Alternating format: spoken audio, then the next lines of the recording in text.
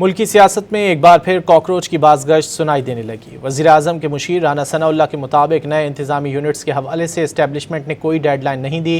کہا کہ گزشتہ روز محسن نقوی کی وزیر اعظم سے ملاقات بھی ہوئی، بیان سے متعلق بات بھی ہوئی ہوگی۔ پیپلز پارٹی کے رہنما ندیم افضل چند نے رانا ثناء اللہ کو سیاسی بابے قرار دے دیا۔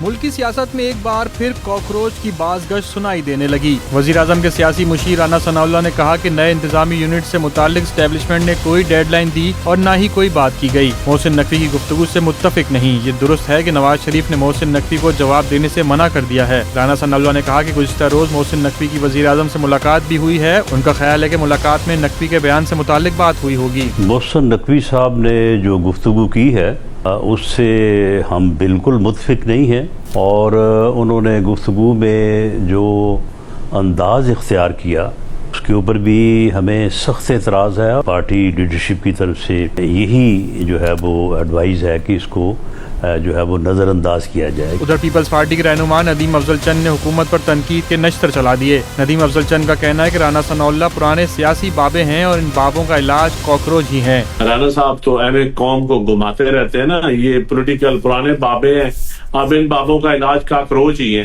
اس سے پہلے وزیر دفاع خواجہ آصف نے کہا تھا کہ محسن نقوی وہ طاقتور وزیر ہیں جو وزیر اعظم کو بھی جواب دے نہیں۔ گزشتہ ہفتے وفاقی وزیر داخلہ محسن نقوی نے ایک تقریب سے خطاب میں کہا تھا، کوئی مانے نہ مانے موجودہ سسٹم گر چکا ہے، اگر کاکروچ اکٹھے ہو گئے تو نظام الٹ دیں گے۔